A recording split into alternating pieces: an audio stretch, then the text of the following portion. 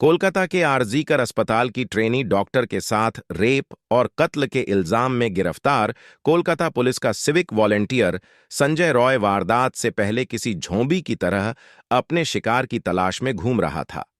8 और 9 अगस्त की दरमियानी रात को उसने आरजीकर अस्पताल में ट्रेनी डॉक्टर के साथ ज्यादती करने के बाद उसका कत्ल तो कर दिया, लेकिन कत्ल से पहले और कत्ल के बाद भी वो दूसरी लड़कियों के साथ बदतमीजी और छेड़छाड़ करता रहा। रॉय को गिरफ्तार करने के बाद सीबीआई ने जब पिछले 24 घंटे की उसकी हरकतों की स्कैनिंग शुरू की, तो उसके बारे में ऐसी ऐसी जानकारियां निकलकर सामने आईं जिन्होंने जांच अधिकारियों को भी सन्नाटे में डाल दिया। 8 और 9 अगस्त के दौरान संजय रॉय अलग अलग बहानों से कुल 4 बार आरजीकर अस्पताल के अंदर गया था। इनमें से 3 बार तो वो अस्पताल के अंदर घूम फिर कर राउंड लगाकर बाहर निकल आया, लेकिन चौथी और आखिरी बार जब वो अस्पताल से बाहर निकला, तब तक उसके हाथों ट्रेनी डॉक्टर का रेप और कत्ल हो चुका था। लेकिन बात इसके आगे भी है। तफ्तीश में पता चला है कि संजय रॉय वारदात वाली रात अस्पताल के पास ही एक रेड लाइट एरिया में भी गया था और वहां लौटते हुए उसने रास्ते में भी एक लड़की से छेड़छाड़ की थी। यहां तक कि रेप और कत्ल की वारदात के बाद भी उसने एक महिला को फोन किया और उसके साथ भी उसका व्यवहार एक सिरफिरे की तरह ही रहा। 8 अगस्त को आरजीकर अस्पताल में 4 बार चक्कर लगाने के दौरान संजय रॉय एक बार अपने एक और सिविक वॉलंटियर दोस्त के साथ अस्पताल के अंदर गया।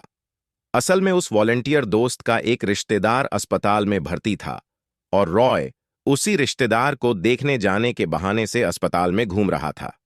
तफ्तीश में पता चला है कि इस वारदात को अंजाम देने के बाद संजय ने एक महिला को फोन किया, जिसे उसने दीदी कहकर संबोधित किया, मगर हकीकत यही है कि उसने इस महिला के साथ भी बदतमीजी से बात की। अस्पताल से बरामद एक सीसीटीवी फुटेज में 8 अगस्त की रात को संजय रॉय अस्पताल से बाहर निकलता हुआ दिख रहा है। छानबीन में पता चला कि रात को अस्पताल से निकलने के बाद अपने एक सिविक वॉलंटियर दोस्त के साथ पहले सोनागाछी के रेड लाइट एरिया में गया। वहां उसका दोस्त तो एक जिस्म फरोशी के अड्डे में चला गया, लेकिन संजय बाहर ही खड़ा रहा।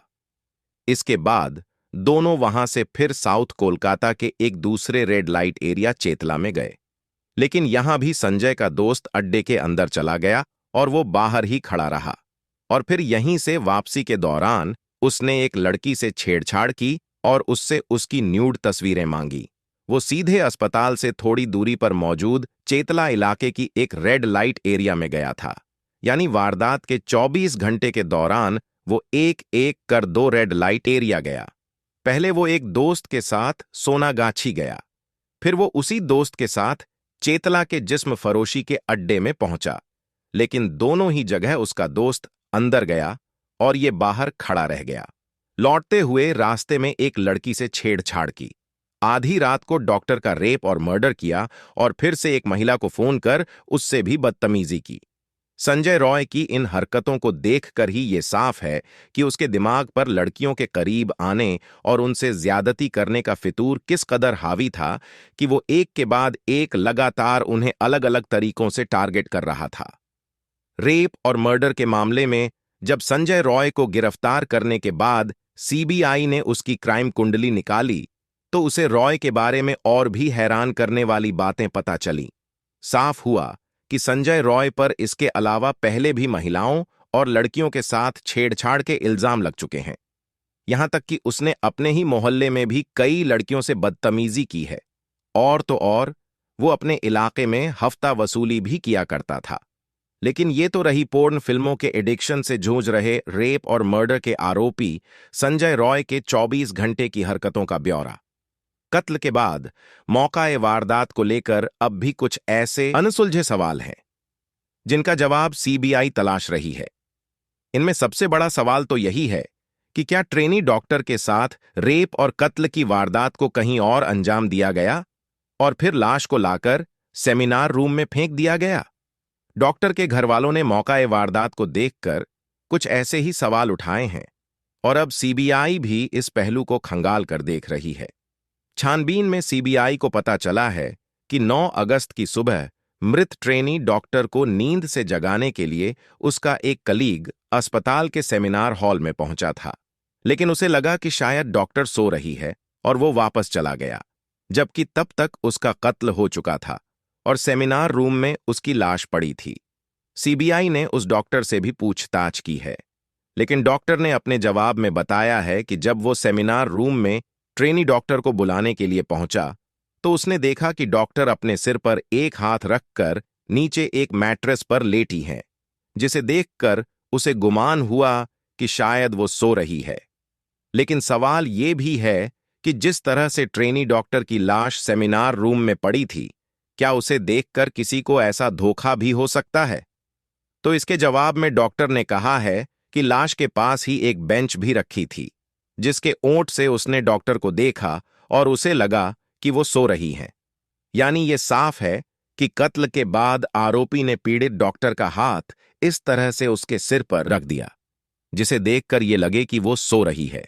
यानी सीन ऑफ क्राइम को वारदात के बाद अपने तरह से फैब्रिकेट करने की भी कोशिश की गई, और इसीलिए ये सवाल और अहम हो जाता है कि क्या ट्रेनी डॉक्टर की हत्या कहीं और हुई और लाश को सेमिनार रूम में लाकर फेंक दिया गया।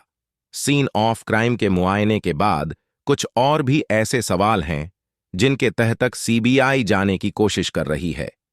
सेमिनार हॉल में डॉक्टर की लाश पोडियम पर पड़ी थी, नीचे एक मैट्रेस था और मैट्रेस के नीचे ही बिजली का तार भी पड़ा था, जबकि हॉल में ही सोने के लिए दूसरे बिस्तर भी हैं। ऐसे में सवाल है कि डॉक्टर ने रात को सोने के लिए पोडियम पर रखे उस मैट्रेस को क्यों चुना। शक और सवाल लाश की इस जगह को देखकर भी उठ रहे हैं, जिसमें कहा जा रहा है कि शायद वारदात के बाद लाश को यहां लाकर फेंक दिया गया। इधर कोलकाता से दूर दिल्ली में सुप्रीम कोर्ट में पश्चिम बंगाल के मामले पर चीफ जस्टिस की अगुवाई में 3 जजों की बेंच में सुनवाई हुई। चीफ जस्टिस चंद्रचूड़ सिंह ने इतने संगीन मामले में एफआईआर दर्ज करने में हुई देरी समेत कई मामलों पर पश्चिम बंगाल सरकार और पुलिस को फटकार लगाई। उन्होंने कहा कि इस वारदात के बाद फौरन एफआईआर दर्ज करवाना अस्पताल प्रशासन की जवाबदेही थी, लेकिन एफआईआर रात 11:45 पर दर्ज की गई। अस्पताल प्रशासन क्या कर रहा था? ये सिर्फ एक वारदात की बात नहीं है, बल्कि इसने पूरे देश के स्वास्थ्य सेवाओं पर असर डाला है। हालांकि पश्चिम बंगाल सरकार की ओर से एडवोकेट कपिल सिब्बल ने कहा कि इंक्वेस्ट के फौरन बाद पुलिस ने यूडी केस यानी अस्वाभाविक मौत का मामला दर्ज किया था। इस पर जस्टिस चंद्रचूड़ ने कहा कि यानी हत्या का मामला रात को दर्ज हुआ, आखिर इतनी देर क्यों लगी? सुप्रीम कोर्ट ने घरवालों को लाश सौंपने में हुई देरी को लेकर भी सवाल पूछा। जस्टिस चंद्रचूड़ ने पूछा कि घर वालों को शव कब सौंपा गया, तो एडवोकेट सिब्बल ने बताया कि रात 8:30 बजे के करीब। इस पर कोर्ट ने कहा कि यानी एफआईआर अंतिम संस्कार के भी 3 घंटे बाद रात 11:15 बजे दर्ज हुई। सुप्रीम कोर्ट रेप और कत्ल की इस वारदात को लेकर कितना गंभीर है, इसका अंदाजा इसी बात से लगाया जा सकता है कि अव्वल तो इस मामले की सुनवाई के लिए सुप्रीम कोर्ट ने सुओ मोटो यानी स्वतः संज्ञान लिया, ऊपर से सुप्रीम कोर्ट ने पश्चिम बंगाल सरकार से इस मामले की तफ्तीश और पूरे केस को संभालने में हुई ढिलाई को लेकर सवालों की झड़ी लगा दी। ट्रेनी डॉक्टर के साथ बलात्कार और उसकी निर्मम हत्या से पूरा देश आहत है। पीड़िता के साथ हुए दुष्कर्म और हत्या की पोस्टमार्टम रिपोर्ट से पता चला कि उसके शरीर पर गंभीर चोटें थीं, जो मौत से पहले उसे दी गई थीं।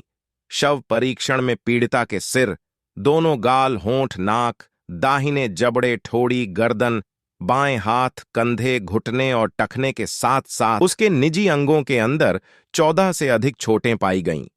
पीड़िता की पोस्टमार्टम रिपोर्ट सामने आई है, जिसमें कहा गया है पोस्टमार्टम करने वाले डॉक्टरों ने पीड़िता की मौत का कारण हाथ से गला घोंटना बताया है और मौत के तरीके को क्रूर हत्या बताया है।